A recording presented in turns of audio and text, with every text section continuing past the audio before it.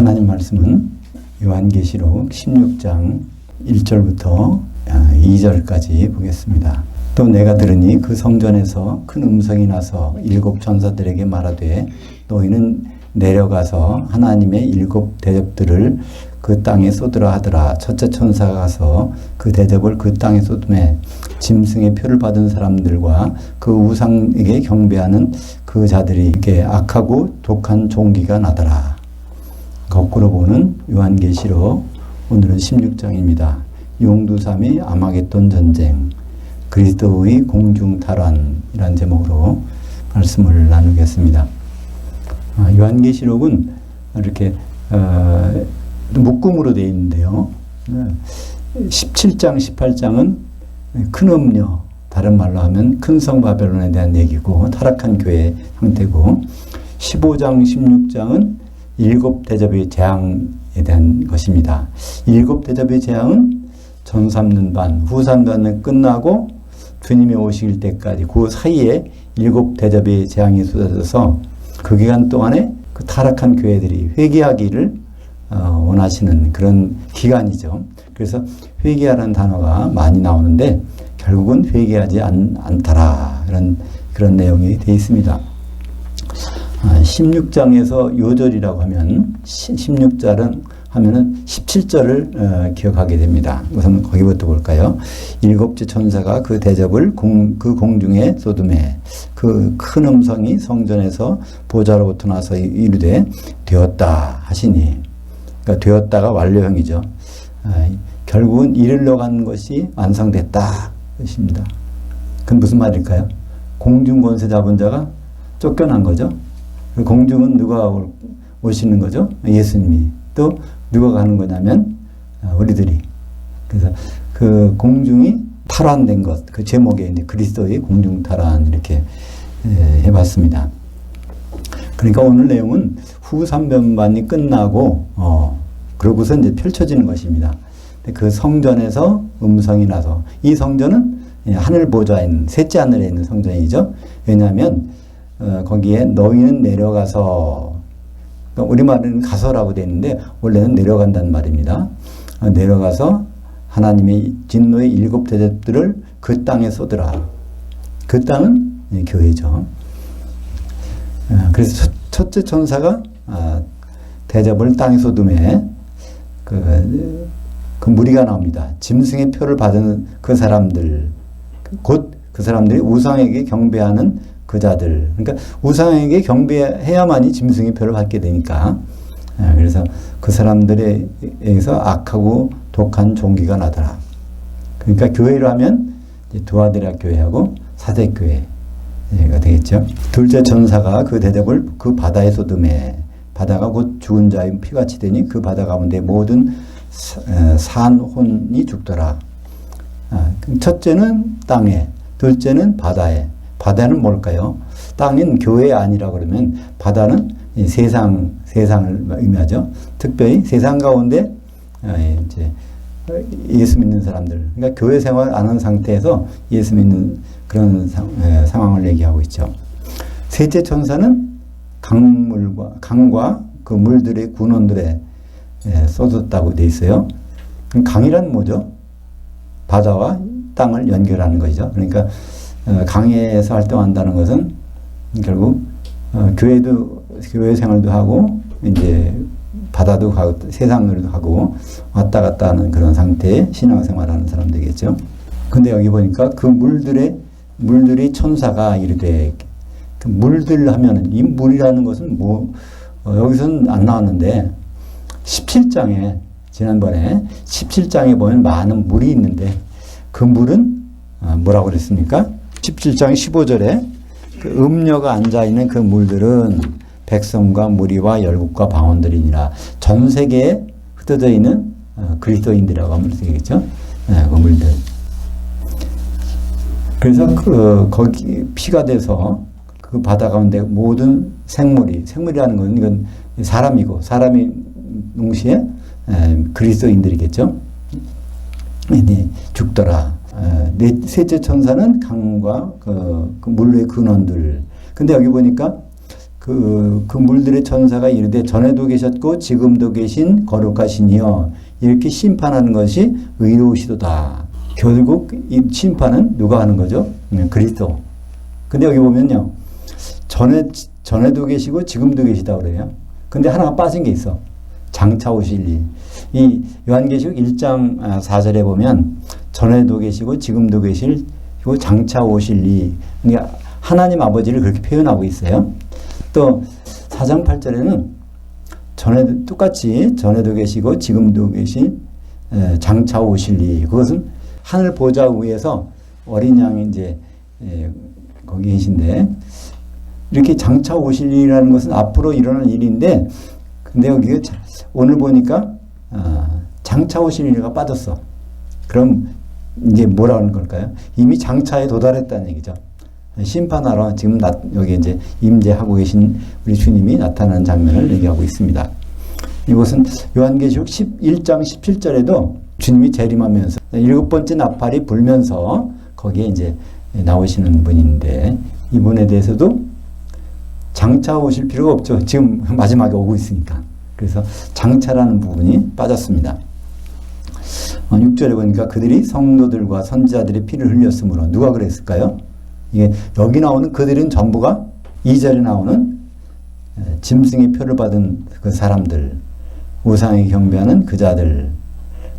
그러니까 그들과 짐승과 더불어서 거기에 포함되는 사람들이 성도들, 선지자들을 핍박했다는 것입니다. 그러니까 성도들은 세상에서 핍박받는 게 아니에요. 정말 교회에서, 그러니까 교회 내에서 오히려 핍박이 있다는 것입니다. 그러니까 초대교회도 그랬잖아요. 초대교회 그리스도인들을 핍박하는 것은 대부분 유대인들이 오히려 따라다니면서 핍박을 한 걸 볼 수 있습니다. 8절에 넷째 천사가 그 대접을 그 해 소돔에 해가 권세를 받아 불로 그 사람들을 태우니 그 사람들이 크게 태워진지라. 이것도 그 사람들 누굴까요? 짐승의 표를 받은 그 사람들이죠. 우상에게 경배한 그 사람들. 그래서 이 해라는 것은 그러니까 자연적인 해가 될 수도 있고 또는 예수님을 요한계시록에서는 예수님을 해로 표현하니까 예수님의 진노에 의미하는 것도 됩니다. 그런데 한결같이 8절 그러니까 9절에 보면 마지막 부분에 그들이 하나님 이름을 비방하며 회개하지 아니하고 주께 영광을 돌리지 아니하더라. 회개하지 않는다는 거예요. 그럼 많은 사람들이 그러죠. 짐승의 표를 받고 잘 지내다가 주님 오시기 바로 그 전에 그때 와서 회개하면 그렇게 쉬운 게 어딨냐고 그렇게 얘기합니다. 그러니까 짐승의 표를 받아도 회개만 하면 된다고 그랬더니 그건 아예 받지 않아야지. 받았다가는 큰일 난다. 그건 길이 없다. 이렇게 얘기하는데요. 짐승의 표를 안 받고 3년 반 동안 살아갈 수 있나요? 모든 거래를 끊어지고 먹고 살 수가 없는데 금식도 뭐 열흘간 40일간 금식하지 1년간 2년간 3년 반 동안 금식은 못 하잖아요. 결국은 받게 되는데 그 회개가 필요하다는 것입니다. 후 3년 반이 끝나고 주님 오시기 전에 회개해야 되는데 회개를 안 한다는 거예요. 그때 가서는 사람들이. 요한계시록 2장 20절에 보면 이 내용들이 그러니까 오늘 여기에 해당되는 후 3년 반에 끝나고 후 3년 반 끝나고 남아있는 교회는 두아데르 교회하고 사대 교회밖에 없잖아요. 그러니까 두아데르 교회의 운명을 한번 볼까요? 두아데르 교회에 대해서 말씀한 운명을 보면은 그들이 어떻게 되는가? 요한계시록 2장 20절에 그러나 내게 책망할 일이 있노라. 자칭 여선지자라는 여자 이세벨을 내가 용납함이 그녀가 내 종도를 가리켜 꾀어 행음하게 하고 우상의 제물을 먹게 하는도다. 또 내가 그녀에게 회개할 기회를 주었을 때 자기 음행을 회개하지 아니하는도다. 일단 그까지 볼까요? 여기서 이세벨로 상징되는 것은 뒤에는 이제 크름녀를 얘기하는 것입니다. 아합 왕의 이제 부인이죠. 이제 이방인인데 거기서 무상들을 많이 내려와서 섬기게 한 그것을 여기서는 상징하고 있습니다. 그러니까 거기에 이게 이 음녀도 회개하지 않고 그를 따르는 사람들도 회개하지 않는 것이 이제 더불어 나타나고 있습니다. 22절에 볼지어다 내가 그녀를 침상에 던질 것이요 그녀와 더불어 간음한 자들도 만일 그녀의 행위로부터 회개하지 않으면 큰 환난 가운데 던지고, 여기서 침상에 던진다고 그랬어요. 침상에 던지면 병원에서 생각해 보시죠. 침상에 던지면 거기서 못 일어나는 거예요. 근데 완전히 그죠? 그러니까 궁극적으로는 그 음녀가 불 섞인 위바다에 던져지는 것을 여기서 암시하고 있습니다. 23절에 또 내가 사망으로 그녀의 자녀들을 죽이리니 그 모든 교회들이 난 사람의 뜻과 마음을 살핀 자인 줄을 알지라 내가 각 사람의 행위대로 갚아주리라. 그래서 이 두아데라 교회의 내용을 보면 이것이 오늘 요한계시록 16장에 남은 교회, 그러니까 순교한 교회 빼놓고는 두 교회가 남았는데 이들의 운명을 정확하게 예측해 주고 있는 것을 볼 수 있습니다. 10절에 보면요. 다섯째 천사가 그 대접을 짐승의 왕자에 쏟으니 그의 왕국이 곧 어두워지며 사람들이 아파서 자기 혀를 깨물고 아픈 것과 종기로 말미암아 하늘의 하나님을 비방하고 그들의 행위들을 회개하지 아니하더라. 결국 여기서 짐승은 이제 바다에서 오르는 짐승이죠. 그의 왕국이라는 열 왕들을 데리고 이제 통치한 7년 동안 통치하는 7년간의 왕국을 얘기하고 있습니다. 그것이 18장에 나와 있죠. 18장 17절에 보면 이는 하나님이 자기 뜻대로 할 마음을 그들에게 주사 한 뜻을 이루게 하시고 그들의 나라를 그 왕국의 짐승들에게 주시니라. 그때 하나님이 짐승의 나라를 그 왕국을 주신 장면이 나옵니다. 그래서 여기에서도 짐승의 그 왕국을 주셨는데 하나님은 그 사탄도 사용하시고 마귀도 사용하시고 적그리스도도 사용하시고 그런 걸 볼 수 있어요. 하나님이 그들을 대적하시려고 하는 것이 아니라 그들을 통해서 하나님의 예수님의 신부를 만드는 과정에서 가르치는 것이죠. 그래서 이런 장면은 그의 왕국도 허락된 것을 볼 수 있죠. 여섯째 천사가 이제 아마겟돈 전쟁이 이제 벌어지는 사건이 나옵니다. 여섯째 천사가 그 대접을 큰 강 유브라데에 쏟음에 강물이 말라서 동방에서 오는 왕들의 길이 예비되었더라. 또 내가 보매 개구리 같은 새 더러운 영들 그 용의 입과 그 짐승의 입과 거짓 선자의 입에서 나오니, 그러니까 용이 사탄이죠. 사탄 마귀고 그 짐승은 적그리스도, 거짓 선자는 이제 짐승을 도와서 음녀를 그 교회를 통치하는 그런 이 셋이 하는 이 사람들은 전부가 여기서 인격체들인데 이게 설명이 나왔죠. 그게 더러운 영이라는 거예요. 영은 뭐죠? 천사인데 천사가 타락한 천사죠. 그래서 왜 적그리스도가 그런 행동을 할까? 거기에 누가 들어갔어요? 귀신이 들어갔단 말이죠. 그러니까 적그리스도는 바다에서 오르는데, 그러니까 요한계시록 13장 1절에 보면 바다에서 오르는 짐승인데 17장 8절에는 무정행에서 올라왔다는 거예요. 그러니까 바다에서 오르는 짐승, 세상의 통치자 속에 귀신이 무정행에서 나와서 그 속에 들어가서 하는 것을 볼 수 있고, 여기서도 보니까 이 짐승은 그 속에 귀신이 들어갔다는 것을 알 수 있죠. 그들은 귀신의 영들이라 이적들 행하며, 그러니까 이적들이라는 것은 도저히 이루어질 수 없는 일이 이루어지게 하는 거죠. 죽은 자도 살리게 하고 병도 낫게 하고 엄청난, 그죠? 사람들의 필요한 것을 채워주는 그런 이적들을 행하여서 온천하 왕들에게 가서 그거를 전쟁을 위해서, 큰 전쟁을 위해서 모으더라. 이 전쟁을 이제 아마겟돈 전쟁이라고 합니다. 15절에 보라 내가 도둑같이 오리니 누구든지 깨어 자기 옷을 벌거벗고 다니지 아니하며 자기 부끄러움을 보이지 아니하는 자는 복이 있도다. 그리스도의 옷을 안 입고 있는 사람들, 이건 이때 여기서 내가 도둑같이 오리니, 이거 한번 들어본 적이 있죠? 어디 있을까요?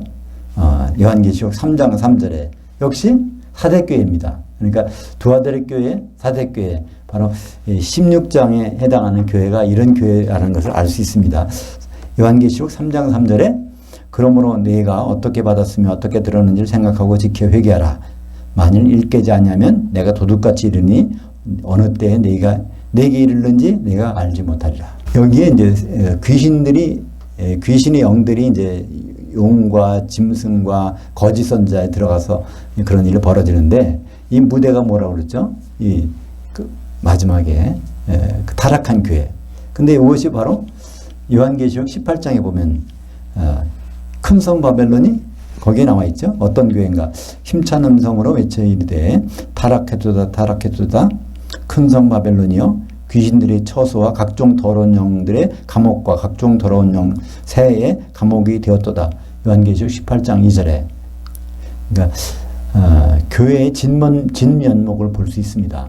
앞으로 교회는 이런 방향으로 가고 있는 거예요. 대부분의 교회, 세상 교회는 이렇게 된다는 거예요. 이건 뭐 요한계시록에 이렇게 예언되어 있으니까. 그러니까 우리가 너무 실망할 필요가 없어요. 교회 모습들을 보면서 이런 청사진이 나오는 거 보면은 주님이 그 뒤에는 주님이 오실 때가 되었구나. 그리고 그런 일이 벌어지는 것도 주님의 계획 가운데 있다는 거예요. 교회가 타락하는 걸 주님의 계획 가운데 있다는 것을 알 수 있습니다.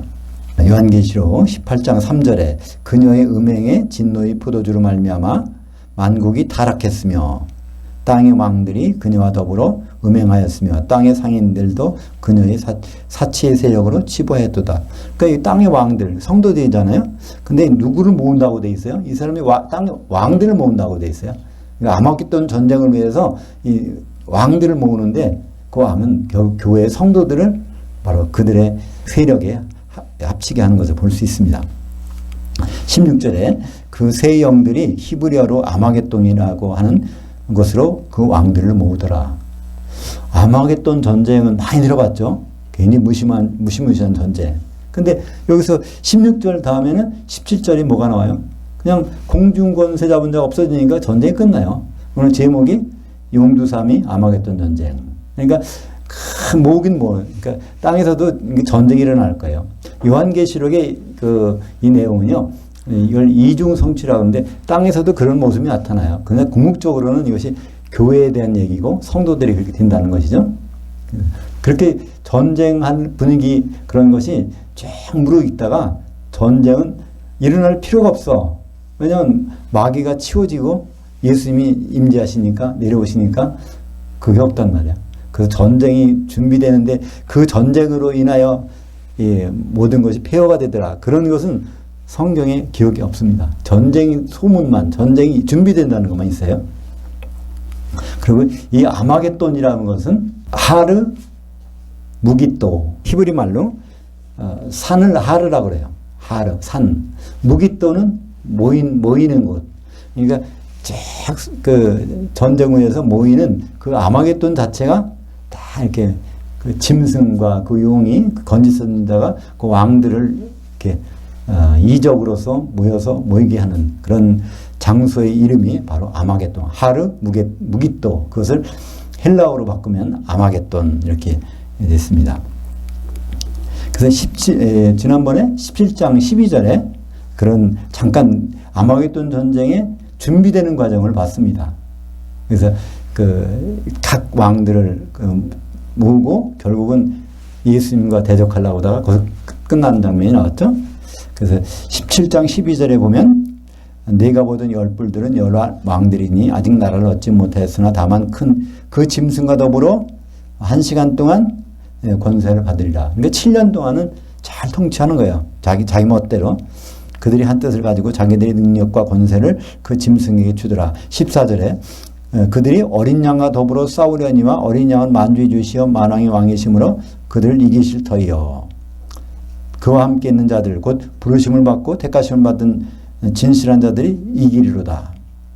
요거는 요한계시 19장에 보면 어린 양의 혼인잔치가 나오잖아요. 그 다음에 이 백마탄자가 나오고 뒤에 따르는 사람이 있어요. 그런데 거기에 대적하는 왕들, 그들을 새 새로서 먹게 하는 장면이 나오죠. 그렇게. 그러니까 이걸 보면 어린 양의 혼잔치, 기름 준비한 사람들이 이제 혼잔치 들어가고 거기서 혼식이 끝나고 그 다음에 기름 혼잔치 못 들어간 사람들이 있을 거 아니에요. 그 사람들을 어떻게 처리하는 거야. 그걸 잠깐 모습을 보여준단 말이야. 그러니까 원래는 그러니까 이 혼잔치 못 들어간 사람들을 처리하고 혼잔치로 끝나고 이렇게 천년왕국이 들어가는 것 같지만 먼저 혼잔치부터 끝내놓고 천년왕국에 들어가기 전에 이제 혼잔치 못 들어간 사람들을 처리하는 장면이 이제 요한계시록 19절에 기록되고 있는 것이죠. 그래서 17절에 일곱째 천사가 그 대접을 공중에 쏟음에, 그 공중이라고 했어요. 정관사가 붙어 있어요. 그 공중에. 그러니까 누구나 알 수 있는 공중이죠. 큰 음성이 성전에서 보좌로부터 나서 이르되 되었다 하시니, 되었다라는 것은 기노마이, 이건 되다는 헬라어인데 되었다. 게노넨, 그래서 완료됐다는 거예요. 하나님이 주님이 원하시는 일이 이제 됐다. 주님이 원하시는 일은 뭐죠? 결혼식이에요. 결혼식은 어디서 하냐면 공중에서 해야 될 거 아니에요? 그리스도 신반대가 끝나고 나서. 근데 공중 권세를 잡은 자가 거기에 있는 한은 결혼식이 안 되잖아요. 그걸 치우는 일이 최고의 필요한 업무죠. 우리가 결혼식을 누가 이제 앞에 뒀다고 그래요? 그러면 예식장이 준비가 안 되면 아무것도 안 되잖아요. 그죠? 쉬운 말로. 에베소서 2장 2절에 그때 너희는 그 가운데서 행하여 이 세상 풍조를 따르고 그 공중에 권세 잡은 자를 따랐으니 지금 불순종의 아들들 가운데 역사하는 그 영이라. 이 공중이 똑같은 공중이에요. 아에르. 영어로 하면 에어라는 뜻인데 아에르. 그 공중이 오늘 16장 17절에 거기에 마지막 대접이 쏟아져서 사탄이 이제 그 다음에 무조갱으로 들어가겠죠. 20장 1, 2, 3절에 보면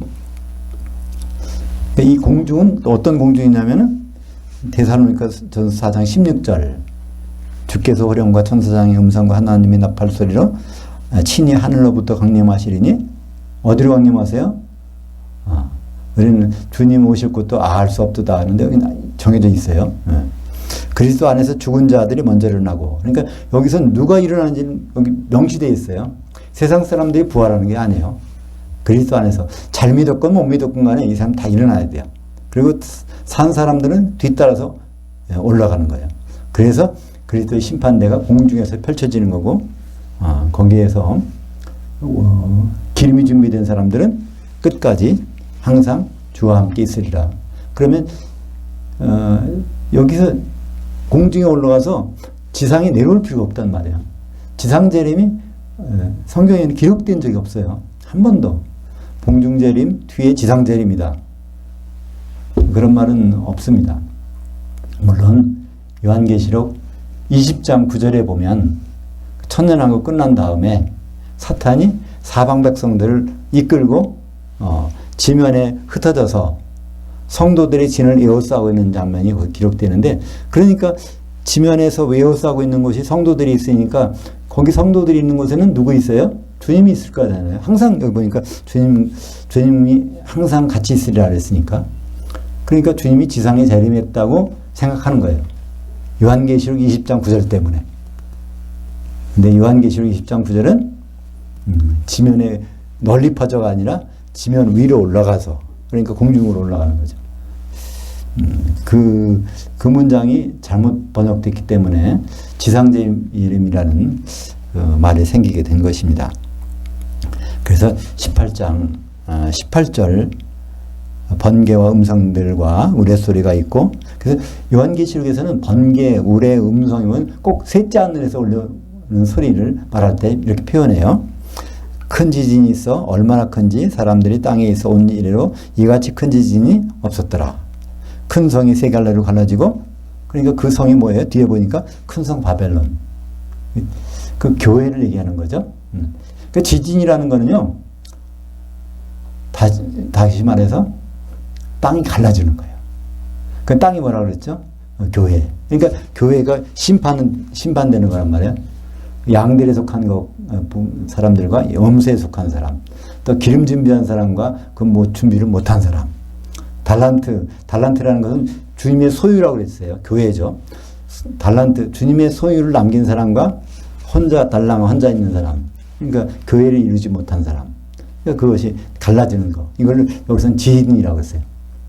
그러니까 사도 요한이 보기에는 지진 난 거는 분명히 보였죠. 그러나 그 땅이 갈라지는 것은 땅이 교회니까, 그리고 그리스도의 심판을 얘기하고 있는 것입니다. 교회가 심판받는 장면을 하고 있는 것이죠.